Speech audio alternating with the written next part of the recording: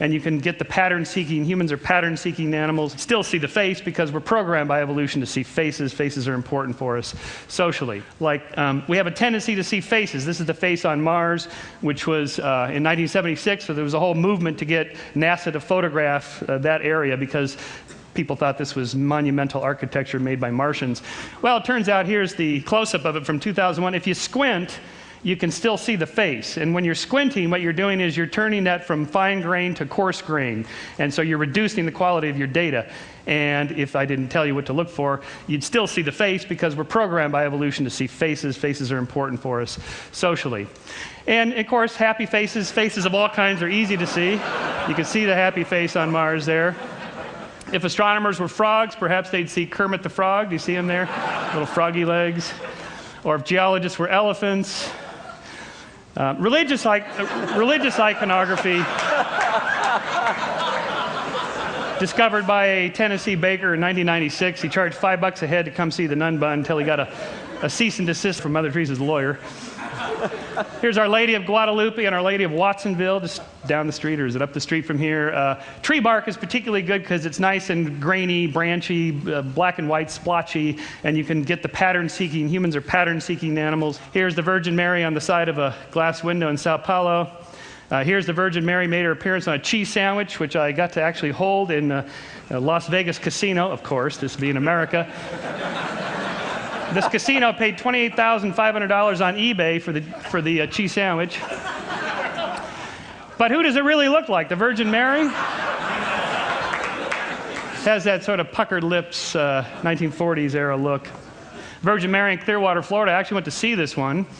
There was a lot of people there of the faithful come to be in their wheelchairs and crutches and so on. And we went down and investigated. This to give you a size, that's Dawkins, me, and the amazing Randy next to this two and a half story size image. All these candles, so many thousands of candles people had lit in tribute to this.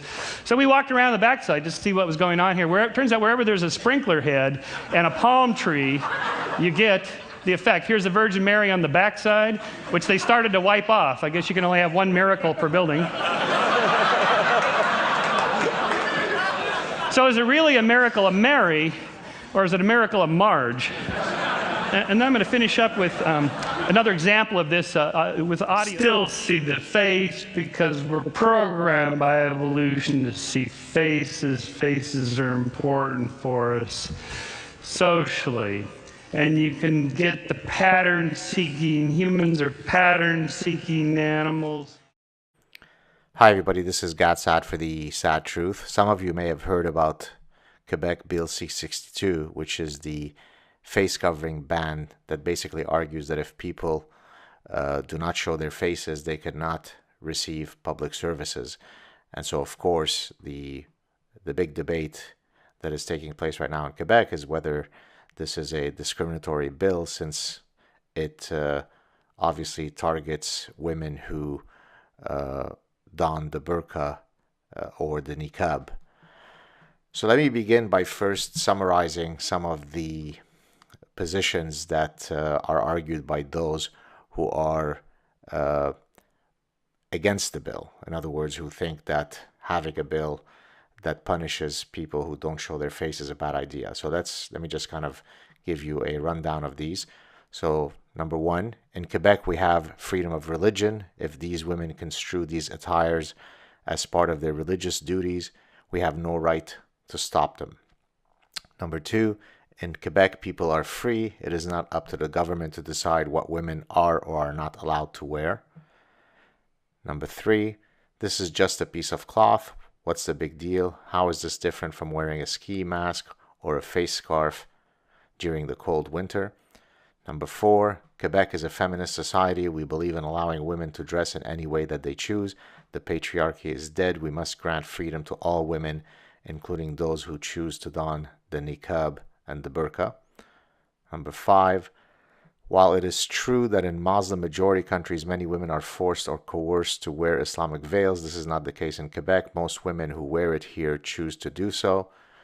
Number six, who are we to judge the cultural and or religious practices of others? If this is how these women wish to express their cultural and or religious belongingness, we must not stand in their way.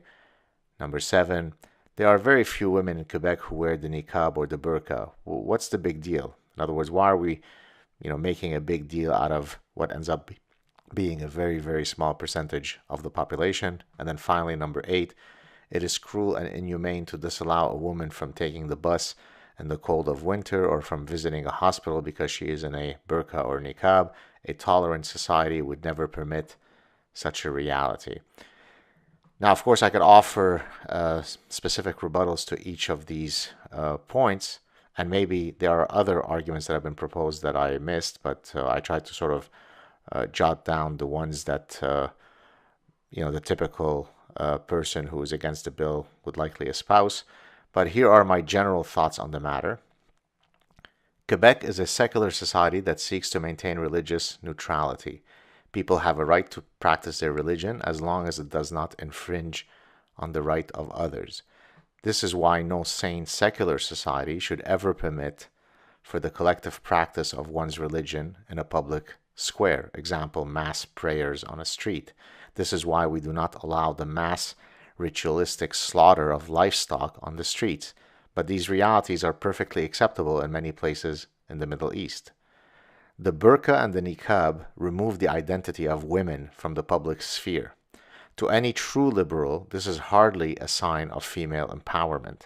It is impossible to imagine a more misogynistic, oppressive, patriarchal, and sexist symbol than the complete erasure of a woman's identity from the public sphere. Many people, including Muslims, have fled from Muslim-majority countries precisely because they wish to live in a secular, modern, and liberal society free from the constant religious encroachment that they faced in their homelands. Islamic veils are a reminder to millions of such people that Orthodox Islam has found a footing in the societies to which they fled. All Islamic veils are ultimately imposed on women either directly or insidiously. If you look at images of women from Afghanistan, Egypt, and Iran from the 1950s through the 1970s, you would think that you were in any Western city or society. The women wore miniskirts, their hair was uncovered, and their styles were modern. With the intrusion of religious orthodoxy, the veils became normative, if not obligatory. It is difficult to argue that millions of women spontaneously and coincidentally, quote, chose to don the Islamic veils in unison. Rather, the blatantly obvious interpretation is that once a society becomes Islamized, the expectations on women are to dress and act according to certain tenets set by the religion. Nothing could be clearer. The fact that a given woman in Quebec chooses to wear the niqab or the burqa does not take away from this general reality. To put things in context, in a famous speech in 1958, Egyptian President Gamal Abdel Nasser laughed at the Muslim Brotherhood for trying to get him to impose the wearing of the hijab on Egyptian women. In the West, this Muslim hero of the Arab world would be considered a vile Islamophobe. What is the first thing that women do once their towns are liberated from ISIS? They take off the niqab and the burqa in an act of defiance and in a gesture of regained freedom. These women would be heartbroken to find out that in the West, we are fighting for the rights of women to be hidden under such attire. The idea that these veils are nothing more than a piece of cloth is breathtaking in its idiocy. Here is what I wrote, satirically, on my social portals a few days ago regarding this exact point. Remember, nothing in life has any meaning other than the literal materialist pattern. This is why an integral in calculus is nothing but a weird-looking S made up of ink on a white paper. It is also why the swastika is nothing but a Kandinsky-like geometric stimulus. It is also why the word bullshit is nothing more than a concatenation of individual letters when taken together carry no meaning. It is also why the Star of David is nothing but two interlocking triangles. And finally, it is precisely why the hijab, niqab, and burqa are merely innocent pieces of cloth that are otherwise devoid of any other symbolic, or ideological meaning. Close quote. Humans are a visual species. Roughly 80% of our sensorial input is processed via our vision. We are also a social species. We gauge one another by reading each other's faces. We decide whether an approaching person is a friend or foe based on their nonverbal cues, many of which are signaled via their faces. Hence, in a free society, each individual has the right to know the identity of those around him or her and their prospective intent based on their facial cues.